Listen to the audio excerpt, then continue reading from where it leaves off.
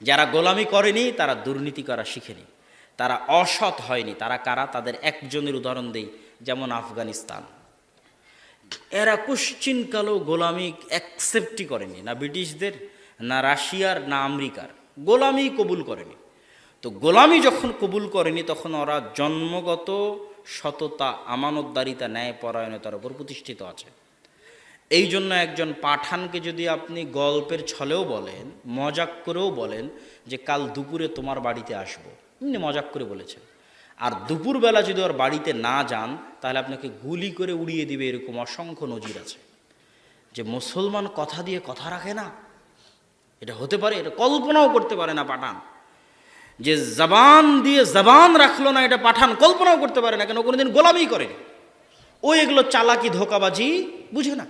যে গোলামি করেছে ও গোলামি করতে করতে চালাকি ধোকাবাজি, মুনাফিকি, দুর্নীতি, মিথ্যা শিখে গেছে। যারা আমরা বাঙালিরা, ইন্ডিয়ানরা শিখে গেছি। সম্মানিত উপস্থিতি, অতএব আমাদের নাজাতের রাস্তা উঠেই। তাহলে মুসলমানদের সামগ্রিক অধপতনের দ্বিতীয় কারণ এবার আসি।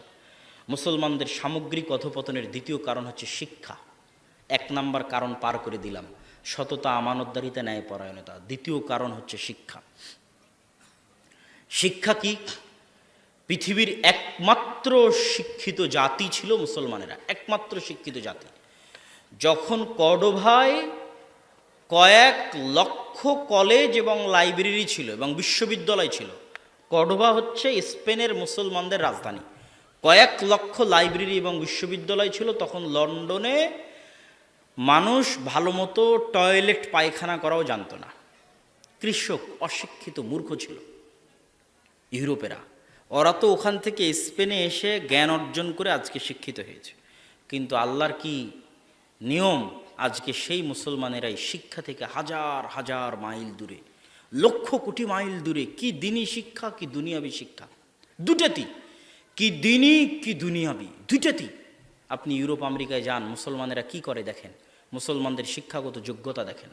আপনি মধ্যপ্রাচ্যে যান, মুসলমানেরা কি করে দেখেন, মুসলমানদের শিক্ষাগত যোগ্যতা দেখেন। মধ্যপ্রাচ্য যতই উন্নত হোক, ওগুলোর ইঞ্জিনিয়ারিং করার ক্ষমতা ওদের নাই। সব চাইনিজ আর আমেরিকান আর ইউরোপিয়ান কোম্পানি দিয়ে বানিয়েছে। আর ওদের কাছে আল্লাহ অঢেল টাকা দিয়েছে, এই টাকা বিনোদন আর পর্যটনের জন্য ব্যয় করে দিচ্ছে। কেউ শিক্ষার গুরুত্ব নাই কারো কাছে, কেউ শিক্ষিত না। আর আমাদের মতো থার্ড ওয়ার্ল্ড কান্ট্রি, এরা হচ্ছে ব্রিজ, কালভার্ট, রাস্তা। ভাই, ব্রিজ, কালভার্ট, রাস্তা যদি সোনা দিয়েও বানিয়ে দেন, আর যদি স্কুলে শিক্ষা না থাকে, কলেজে শিক্ষা না থাকে, তাহলে কালকে তো আপনার বনগ্রামে, আপনার বড়ই গ্রামের যে কলেজ হবে, যে মেডিকেল হবে, ওখানে ডাক্তারি করার জন্য ডাক্তার ইন্ডিয়া থেকে ভাড়া করে নিয়ে আসতে হবে, চায়না থেকে ভাড়া করে নিয়ে আসতে হবে। আর ওই ক্লিনিকের ঝাড়ুদার হবে এই এলাকার মানুষ, ওই ক্লিনিকের লেবার হবে এই এলাকার মানুষ।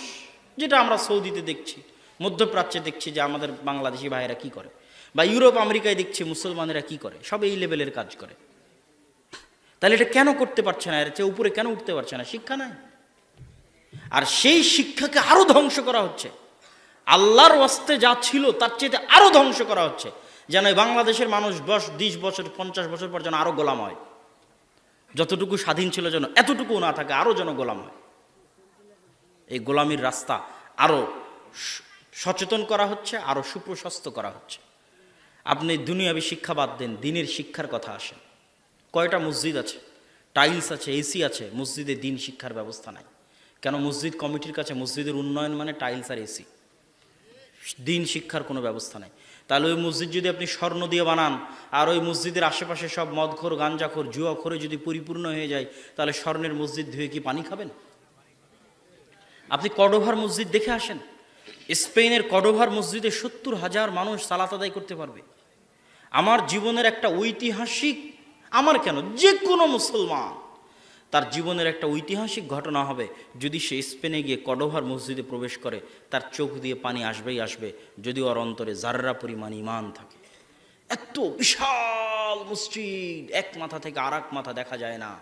আজ থেকে 50 বছর আগে পৃথিবীর দ্বিতীয় বৃহত্তম মসজিদ ছিল এটাই। এক ফ্লোরে 70,000 মানুষ সালাত আদায় করতে পারবে, অথচ এই মসজিদ পুরোটাই মূর্তি দিয়ে পরিপূর্ণ হয়ে আছে। আপনি আজানও দিতে পারবেন না, সালাতও আদায় করতে পারবেন না। এটা একটা মসজিদ নয়, স্পেনের প্রত্যেকটা গির্জায় মসজিদ। প্রত্যেকটা গির্জায় বাহির থেকে দেখবেন মিনার আছে, মেহরাব আছে, ডিজাইন মসজিদের, কারুকাজ মসজিদের, দেখেই মনে হবে ভেতরে ঢুকে সালাত আদায় করি। আর ভেতরে ঢোকার পর দেখবেন মূর্তিতে পরিপূর্ণ, আজানও নাই, সালাতও নাই। তাহলে মসজিদ আপনি স্বর্ণ দিয়ে বানিয়ে লাভ নাই, মসজিদ বিরান পড়ে থাকবে। মসজিদের আসল কাজ হচ্ছে তার মুসল্লিকে সে শিক্ষিত করতে পারলো কিনা, তার মুসল্লির মধ্যে দিনের জ্ঞান দিতে পারলো কিনা। এটাই তো মুহাম্মদ সাল্লাল্লাহু আলাইহি ওয়াসাল্লামের উদ্দেশ্য ছিল মসজিদ নববী তৈরি করায়। তাহলে মুসলমানেরা কি হয়ে গেছে, তাদের কাছে শিক্ষার গুরুত্ব নাই।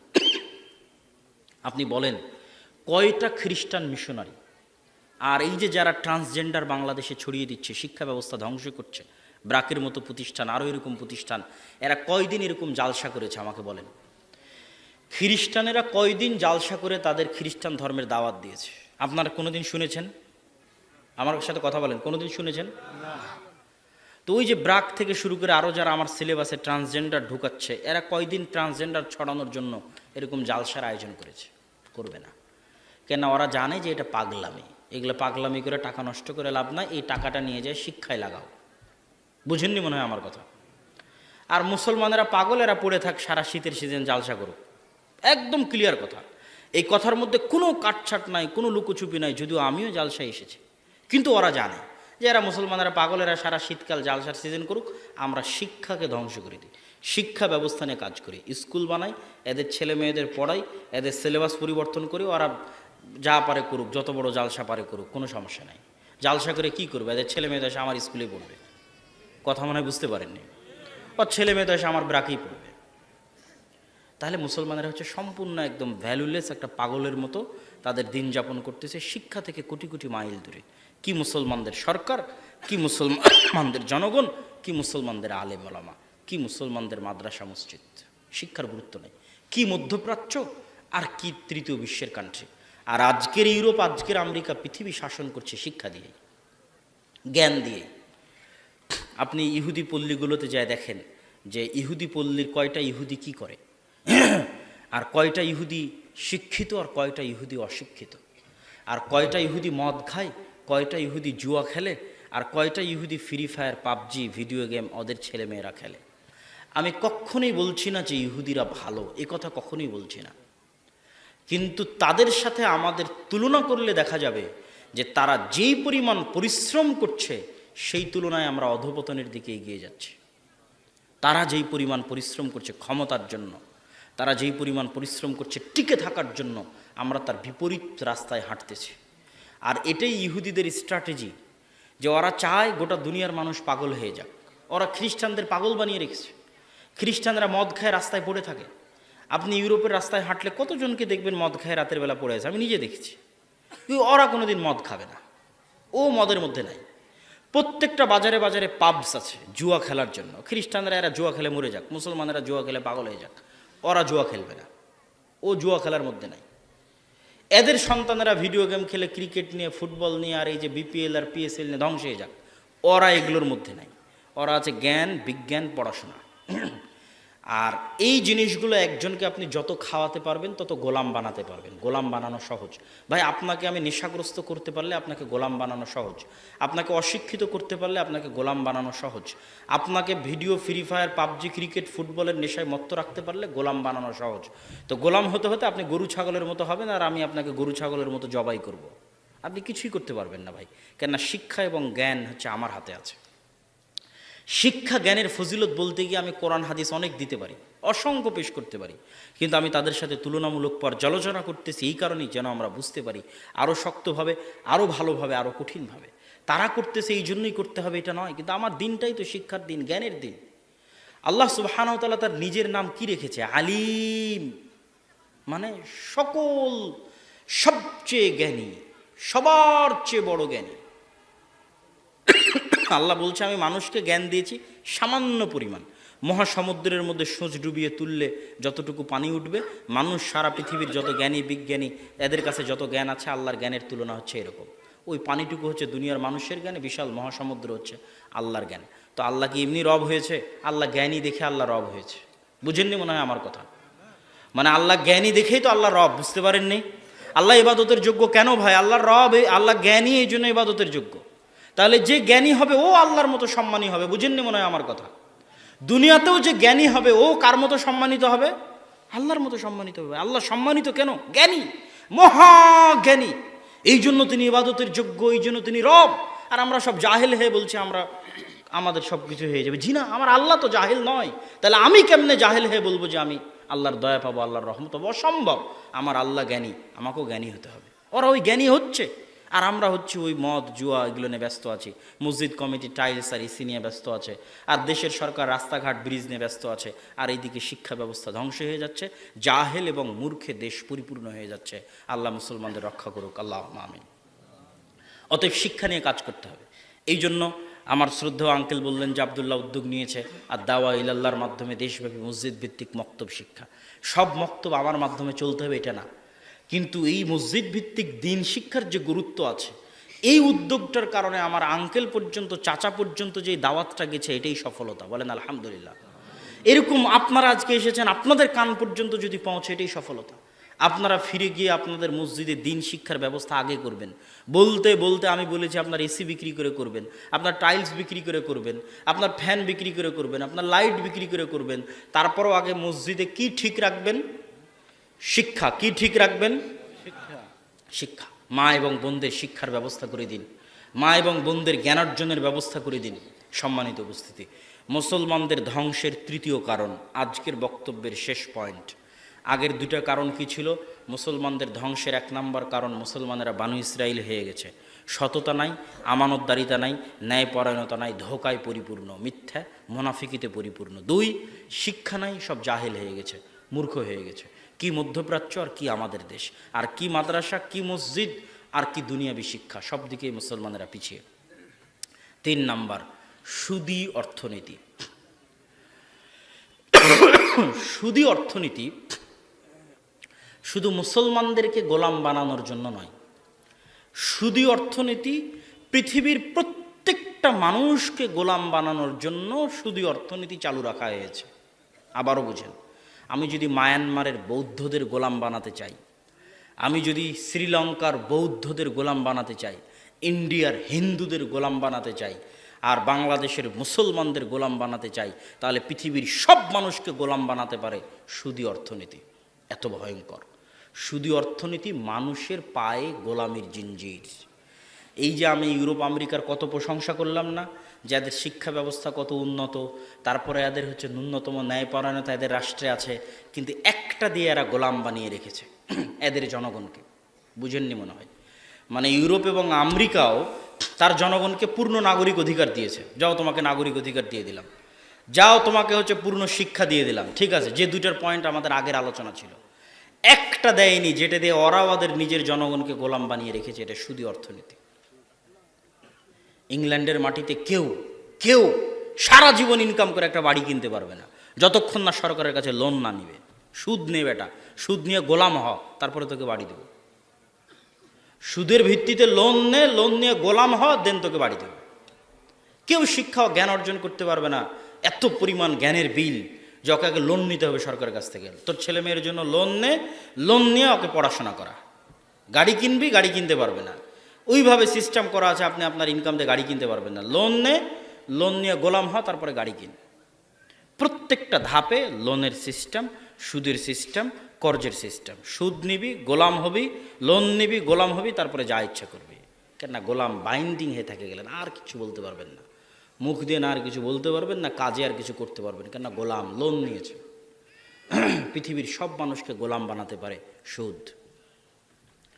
এই জন্য ইহুদি ধর্মে সুদ হারাম, কিন্তু এরা কত বড় নিমক হারাম, কত বড় ধোঁকাবাজ।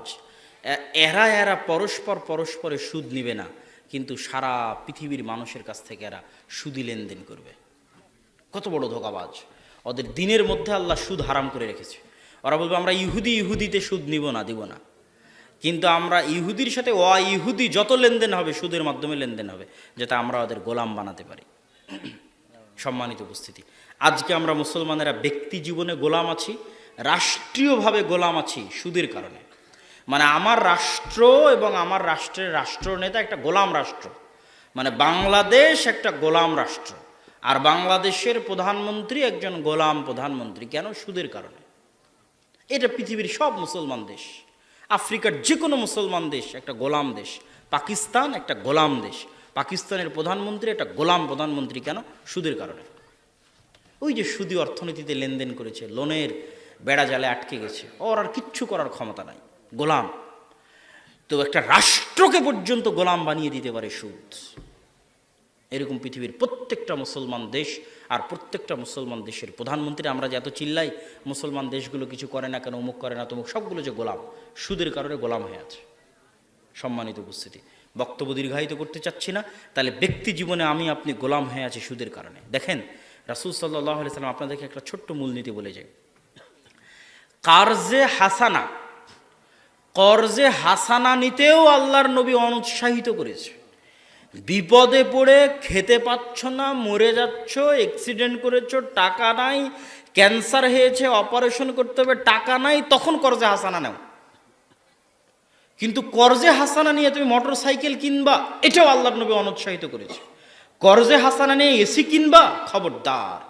কর্জে হাসানা নিয়ে তুমি ফ্রিজ কিনবা, খবরদার। কর্জে হাসানা নিয়েও তুমি ফ্রিজ কিনিও না, কর্জে হাসানা নিয়েও তুমি এসি কিনিও না, কর্জে হাসানা নিয়েও তুমি মোটর সাইকেল কিনিও না। সেখানে সুদের লোনে কেমনে কিনেন?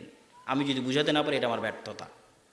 মানে আমার এই লজিক যদি আমি বুঝাতে না পারি, এটা ব্যর্থতা। কর্জে হাসানা তো হালাল, কর্জে হাসানা তো আল্লাহকে কর্জ দেওয়া। আল্লাহ বলছেন ওয়াকরিজুল্লাহ করজান হাসানা, তোমরা আল্লাহকে কর্জ দাও কর্জে হাসানা।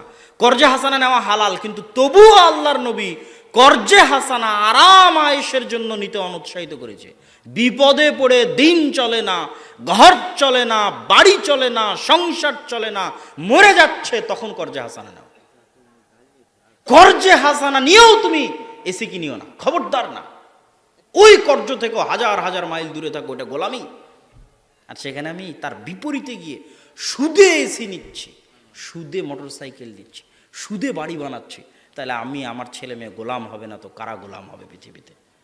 আপনি আপনার স্বাধীনতা বিক্রি করে দিয়েছেন ওই দিন যেই দিন লোন নিয়েছেন। আপনি আপনার আত্মসম্মান বিক্রি করে দিয়েছেন ওই দিন যেই দিন লোন নিয়েছেন।